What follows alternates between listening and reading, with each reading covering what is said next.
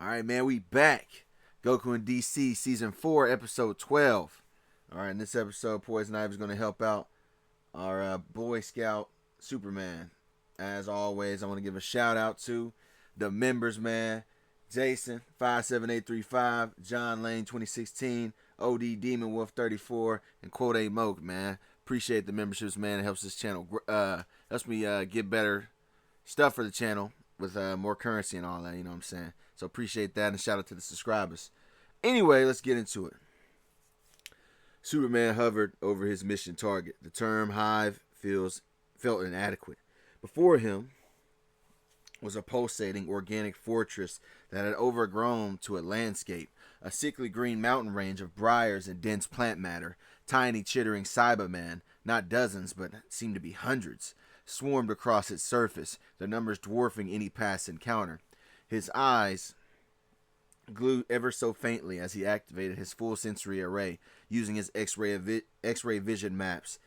He saw the hive's tangled internal structure, telescopic sight counts, the endless stream of emerging fighters, microscopic vision analyzing the acidic sap dripping from briars. He hears the hive's collective, plant-like heartbeats, and smells the ozone of their building energy. The data is instant and grim. This is not an army to be fought. It's a cancerous ecosystem that must be eradicated at the root, and its sheer scale presents a containment nightmare his usual tactics probably couldn't solve. With the grimace of resolve, Superman descended. He needed a closer scan, to see if there's a weakness in the hive's bioenergy matrix. His boots touched the blighted earth at the edge of the monstrous growth, and the soil crunching, brittle and blackened, and he never heard the attack coming. There was no surge of energy and no chittering war cry, just the faintest whisper of parting soil. Directly beneath him, a clawed green hand, small and root-like, erupted from the ground with viper-like speed. It wasn't aiming for his body, it was aiming for his anchorage. Its bony fingers, strengthened by demonic energy, clamped around his right heel with the force of an industrial vice.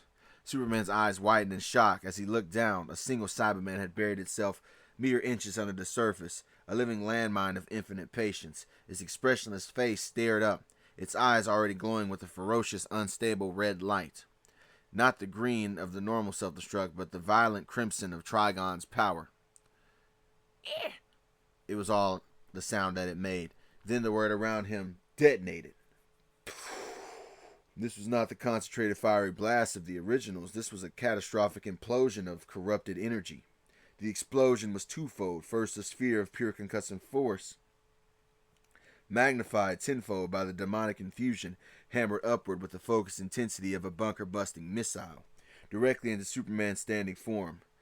Simultaneously, a wave of crimson-tinged bio-like acid and psychic despair erupted outward in a seeping, expanding ring, vaporizing the topsoil and poisoning the earth for 100 yards in every direction.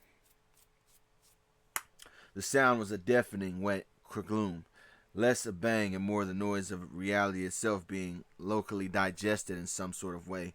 Superman was lifted off his feet and hurled backward like a discarded toy, a streak of blue and red carving a trench through the dead forest before smashing through a granite outcrop hundreds of yards away. Smoke, steam filled the air where he had stood. The Cyberman was gone, its sacrificed utterly, but the trap had been sprung with the flawless suicidal efficiency. The hive had drawn the Kryptonian in, and its smallest soldier had just delivered a devastating opening blow. The air was thick with the stench of ozone, scorched earth, and unnatural acrid sweetness, that clung to the back of his throat. A low ringing filled Superman's sensitive, hyper ears. From the point-blank detonation, he pushed himself up from the cratered granite, blue and red fabric smoldering where the demonic acid had splattered on. His body ached with a deep cellular thumb, a sensation that he rarely felt. The Cyberman's sacrifice blast had been unnervingly potent, a corrupting force that his Kryptonian cells were actively fighting to purge. He rose to his full height, dust and rock fragments cascading from his shoulders. Through the clearing smoke and drifting spores, he saw them. 3 of them, to be exact. Their forms were lithe and menacing in the hellish crimson light. They moved with a silent predatory grace that was alien to their original clunky-like design. Their green hides were webbed with some pulsating scarlet veins, and their eyes glowed with a vacant, hungry intelligence. As they closed the distance, their mouths descended slowly and unnaturally wide, revealing not the simple fangs of the old plant beast, but rows of needle-like teeth that gleamed with razor-sharp menace. A low guttural hissing emanated from their throats, a sound of pure focused aggression. Superman's eyes narrowed, his fist clenching. This wasn't going to be a brawl, it was a coordinated hunt. He planted his feet, the ground firming beneath him. His own eyes began to glow with a soft, building red light. The trap had been sprung. Now the hive was sending its hunters to finish the job, and he would not be easy prey. The lead Cyberman didn't hesitate. With a silent, vicious spring, it launched itself into the air, claws outstretched for Superman's face. A feint. Its true goal was to close the distance, to latch on and detonate, just like its former buried kin. Superman didn't move to evade, however, as the creature arced toward him. He simply raised his right hand and caught it by the ankle mid-flight. The action was so effortless, so dismissively casual, it seemed to freeze time for just a split second. The Cyberman hung in his grip, thrashing, its hiss escalating into a frantic pre-ignition screech. Before its internal reactor could fully spike, Superman pivoted on his heel. He used the creature's own momentum, whipping it around in a brutal single-arm arc, like a grisly flail. With a devastating thump, he slammed the Cyberman headfirst into the blighted earth at his feet. The impact cratered the ground, sending a shockwave of pulverized soil and stone radiating outwards. The creature's screech was cut off with a sickening crunch. But the hive-minded attack was relentless. Even as the first was being driven into the dirt, the second Cyberman saw its opening. Ignoring its stunned companion, it lunged low, a green and crimson blur aiming for Superman's legs. Its own body already beginning to swell and glow with the telltale catastrophic crimson light of a coming explosion. It was trying to grapple. It was like a living torpedo set to blow. Superman's response was a blur of precision born of necessity. He didn't release his grip on the first Cyberman. As the second closed in, its aura burning brighter, he hauled the dazed creature up from its crater and in one continuous motion hurled it like a shot put directly into the path of the lunging bomber. The two corrupted bioweapons collided mid-air. There was no time for a sound, only light. A twin-core detonation of corrupted energy erupted where they met. The explosion was a silent, expanding sphere of searing white for a millisecond before the sound hit, a deafening, concussive that shook the landscape. A hellish fireball of green acrid and crimson despair bloomed, swallowing the point of impact and vomiting out a rolling cloud of superheated debris and toxic vapor and shimmering deadly spores. The shockwave flattened the surrounding dead trees that were around him and hurled a storm of shattered rock in all directions. Superman stood firm at the epicenter, his cape whipping violently in the concussive blast, his eyes glowing fiercely through the suddenly opaque, churning chaos. Two hunters were erased in an instant, but the cost was a battlefield now choked with zero visibility and radioactive decay. At least to the normal person, it was zero visibility. The shroud of vaporized and churning debris was absolute to a normal sight. A boiling, opaque wall of greenish-gray poison, but to Superman it was merely a filter. His X-ray vision cut through the murk with crystalline clarity, rendering the cloud translucent, the terrain a sketch of heat-like signatures in solid matter. He saw the third Cyberman the moment it moved. It had hung back during its sibling sacrifice. Learning instead of a suicidal charge, it planted its root-like feet with its bulbous head as it opened up. A pressurized stream of vicious emerald acid, laced with crackling red energy, shot through the cloud like a toxic laser, aimed unerringly at the spot where Superman stood. He wasn't there. A micro-shift of his shoulders, a tilt of his head, and the corrosive steam sizzled harmlessly through the space his chest had previously occupied, vaporizing a deep trench in the rock that was behind him. There was no pause and no dramatic wind-up. In the same instance he dodged, Superman's eyes blazed with a soft red to solar furnace of intensity. Twin beams of incandescent heat vision, precise and searing, lanced through the toxic cloud, and they didn't carve a path, they simply were on the other side, connecting his gaze to the creature in a straight line of annihilating light. The beam struck the Cyberman's center mass. There was no explosive resistance. The corrupted plant flesh didn't burn, it simply disintegrated. Vaporized from the outside in, a brief silent silhouette of the creature glowed white hot for a nanosecond before it vanished into a puff of superheated ash and a fading, sizzling shriek. The acid attack sputtered and died, the cloud with nothing to stir it, and it began to slowly settle. Superman cut the heat vision, the fading afterglow reflecting in his stern eyes that were focused. 3 hunters were gone, but the immense breathing hive still loomed before him, its surface still seething with hundreds more. The trap had been sprung and countered. Now the real problem remained, a mountain of evil that could not be felled, one blistering pinpoint at a time.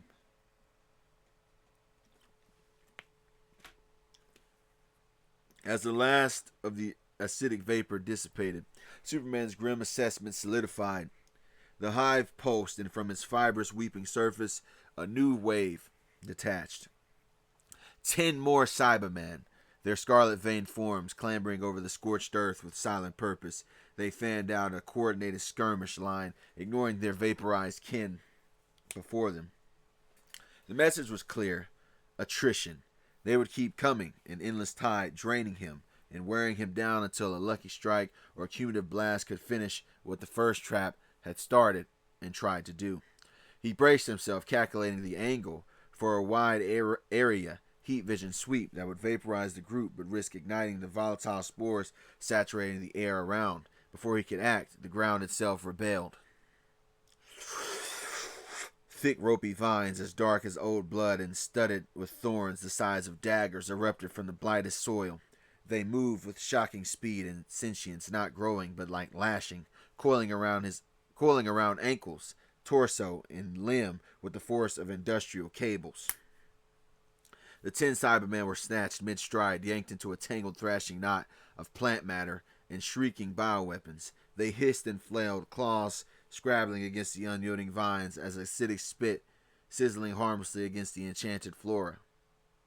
seemingly enchanted flora.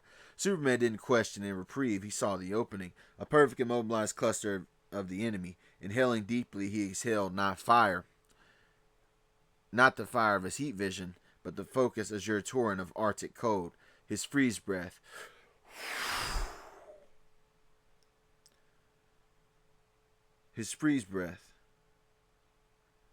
engulfed the struggling mass. The effect was instantaneous, and the thrashing ceased as thick crystalline rime of ice raced over vines and Cybermen alike, sealing them together in a single grotesque-like sculpture. The hisses died in frozen throats. The glowing crimson veins darkened under a shell of milky ice. In moments, the knotted mass stood silent and immobile, a frozen monument to thwarted chaos. Lowering his head, Superman let the cold mist dissipate. His gaze shifted from the frozen cluster to the periphery of the now seemingly alive dead forest. Of the dead forest that was seemingly alive, I should say. Superman tensed, expecting another trick.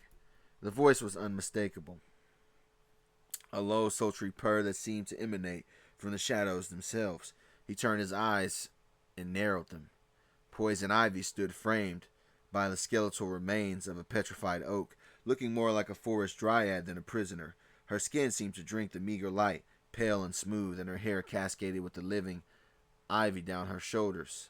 Like the living ivy down her shoulders. She held herself with a regal, unsettling calm, one hand resting on the bark of a dead tree, as if listening to its final long-extinguished heartbeat. "I've heard it said one should offer an olive branch to gain an ally," she mused, her emerald eyes fixed on the frozen monument of vines and Cybermen. "But you look like you are in more desperate need of my thorns." A faint wry smile touched her lips. Superman remained guarded, floating a few inches off the scorched earth. "Poison ivy. I'd ask how you escaped, but given the company your children seem to be keeping, I think I can guess." His tone was flat, implying her alliance with Trigon's forces. Ivy's smile didn't falter, but a flicker of genuine irritation crossed her features. My children, she said, gesturing with a vine-tipped finger toward the pulsing, corrupted hive, are currently on a rebel streak. It seems my little dalliance with their older, less evolved cousins gave them ideas. They found a new father, one who offers a more direct form of worship. They no longer listen to the green. They listen to that. She spat the last word with contempt that surprised him. Superman studied her, his super hearing attuned to the steady organic rhythm of her own biology, a stark contrast to the hive's discordant scream. You are free. How? The last report had you in custody after Arkham. So how are you free then? Ivy's smile turned genuine, if slightly baffled. Your comrade, the monkey man, he let me go. Said I wasn't all bad down deep, and that if I stayed out of trouble, he'd put in a good word. She shook her head as if still processing the absurdity of it all. I thought it was naive or a trick, but the bat never came, so call it probationary freedom, I guess. And seeing this, her voice sharpened with disgust as she looked at the hive, deciding which side of the fence I'm on became remarkably simple. My greenery is being poisoned. I'm not a superhero like you people, Superman. But even a weed fights the rot that tries to consume it.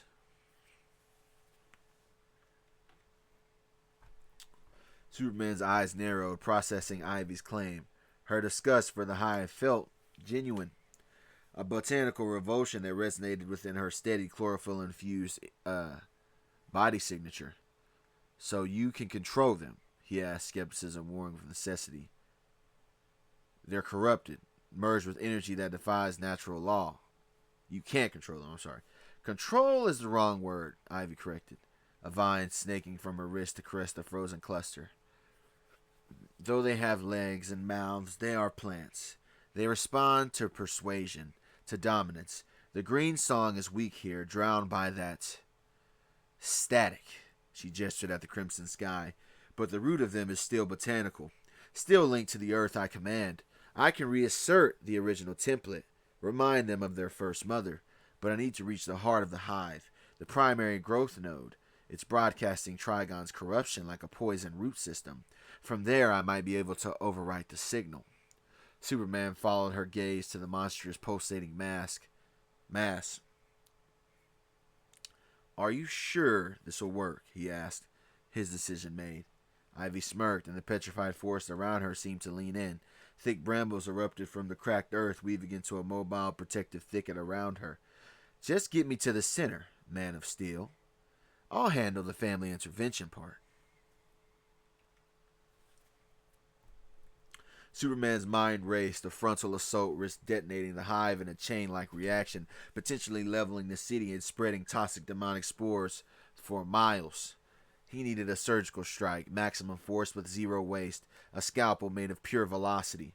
The hive was a mountain, but its core was a biological nexus. If he could breach it cleanly, Ivy could do her work without triggering a catastrophic collapse or massive explosion.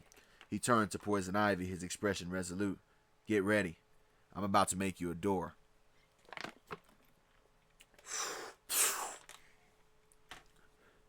Superman's mind became a single focused equation. Reach the heart, avoid the blast.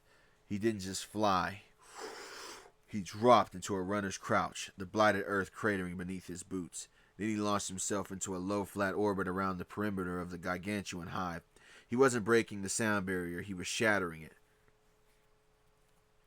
The first sonic boom was a thunderclap. The second, third, and fourth overlapped into a continuous, teeth-rattling roar that shook the poisoned landscape. He became a blur. He became a blue and red blur, a humanoid particle accelerator circling the cancerous mountain, each circuit injecting more raw kinetic energy into his frame. The earth itself screamed, superheated into a plasma trail in his wake. When his velocity was screaming, tectonic hum in his very cells, he changed vector. Not a graceful arc, but a vicious 90-degree turn right into the hive's flank.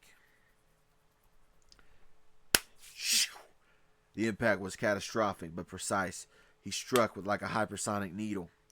Not a hammer, a tunnel of pure oblivion erupted ahead of him. Flesh-like plant matter, chitinous plates, and clustered Cybermen didn't just shred, they vaporized into fine pressurized mist, unable to react, much less detonate. He carved through layers of pulsating chambers, through nurseries of twitching pods and rivers of acidic sap, following the psychic pull of the hive's centralized sickening heartbeat. The journey inward was a microsecond of concentrated fury. He found the heart, a vast cavernous chamber pulsing with grotesque fleshly light, and he didn't slow. He aimed his momentum downward, fists leading, and slammed into the chamber floor with the condensed force of his entire run-up. The shockwave was not an explosion out, but a collapse in, a perfectly contained sphere of force radiated from the point of impact. The organic walls of their heart chamber bulged inward, then imploded with a wet, momental crunch. Every corrupted root and neural strand connected to that nexus was pulverized in that single concussive instant. The hive around him gave a single seismic shudder and fell silent, its guiding intelligence obliterated. Superman stood in a suddenly quiet ruin of collapsing biomass, a tunnel of clean devastation behind him, the air reeking of scorched chlorophyll. The door was open. The heart was stilled. The hive was ready for its gardener to make her move.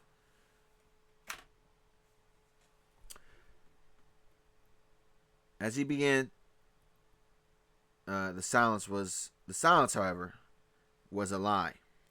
Before the dust of shattered biomatter could even settle, the hive groaned, not a death rattle, but a deep visceral stirring. The pulped floor of the heart chamber, where Superman's impact had left a crater of liquefied plant matter, began to bubble and knit. Thick, fibrous tendrils, glowing with urgent crimson light, shot from the walls, weaving a grotesque new lattice over the wound. The severed veins of the hive he'd obliterated sparked and regrew, grafting back together with a speed that seemed to defy biology itself. Worse, the ground outside the breached tunnel trembled. All around the perimeter, the soil bulged and split, not with the slow growth of plants, but with the violent birth of soldiers. New soldiers. Dozens of new Cybermen clawed their way to the surface, their forms slick with amniotic fluid, eyes igniting with that same vacant, hungry crimson. The moment they tasted the air, they didn't stumble. They oriented on him instantly, a fresh, silent wave emerging from the very earth he now stood on. Superman pushed himself up, a cold dread seeping through the ache in his own bones. He hadn't killed it. He'd angered it. He'd festered it. The hive wasn't just an organism. It seemed to be a process, an endless process of a demonic replication engine. For every node he destroyed, the corrupted energy seemed to spawn two more.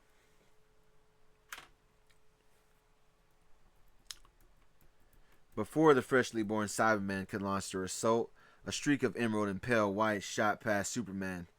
Poison Ivy landed in the center of the steel-knitting chamber, her bare feet sinking into the spongy, pulsing floor below. She didn't hesitate.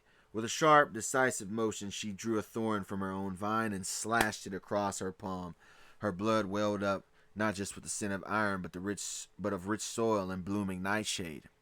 Ignoring the seething mass that was around her, she dropped to her knees and plunged her bleeding hand deep into the gash Superman had torn in the hive's heart. She didn't flinch as the corrupted flesh tried to recoil. Instead, she closed her eyes, her expression shifting from grim determination to one of profound, terrifying focus. A soft, verdant glow emanated from her point of contact, spreading through the crimson webbed tissue like antidote through a vein. A visible shudder ran through the entire hive.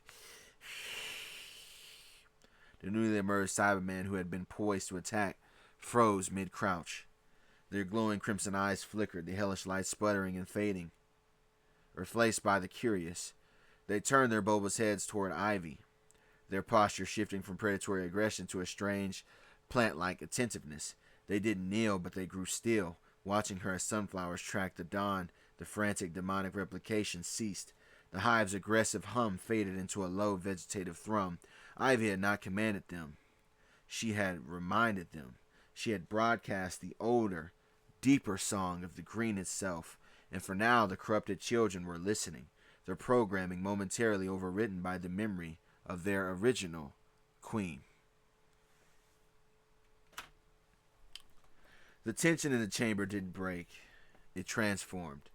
With the Cyberman pacified, Poison Ivy rose from her knees, the pulsing heart of the hive now responding to her own will. She gestured languidly, and the very biomass of the chamber obeyed. Thick dark vines woven with thorny roses and phosphorescent fungi surged from the walls and floor. Coiling and knitting together behind her, they formed a towering organic throne, grotesque and magnificent at the same time. Its back rising like the trunk of an ancient wicked tree. She settled into it with a sigh. That was part exhaustion and part exultation. From her throne, she looked down at her silent green alien army. Her voice, when she spoke, was not a shout, but a resonant whisper that carried through the root network of the hive itself. Our soil is poisoned by a foreign blight. The crimson rot that twisted you comes from a single, malignant source. She pointed a slender finger not at the sky, but down through the earth, toward the psychic echo of Trigon's other lieutenants. Find the other invaders. They are the rot's tendrils. Uproot them. The Cybermen didn't cheer. They simply turned as one, a silent, horrifyingly coordinated mob, and began to melt back into the ground and scuttle towards the hive exits, their purpose redirected with chilling efficiency. Superman watched the exodus, his expression unreadable. The immediate threat was contained, twisted into a weapon against their common foe. It was a temporary, unstable alliance, but it was all that they had.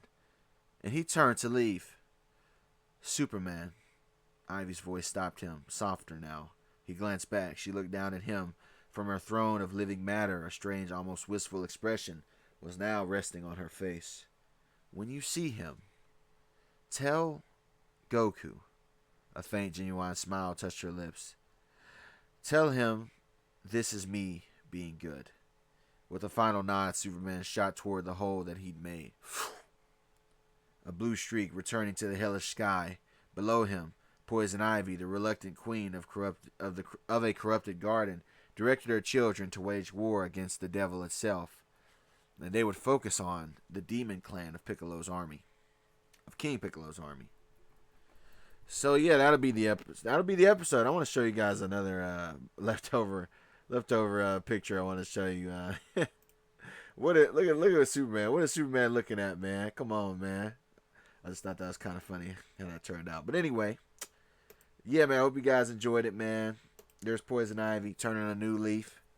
And yeah, be sure you like, comment, subscribe, hype up the video, and all that stuff. Become a member. And I'll catch you on the next one. Peace.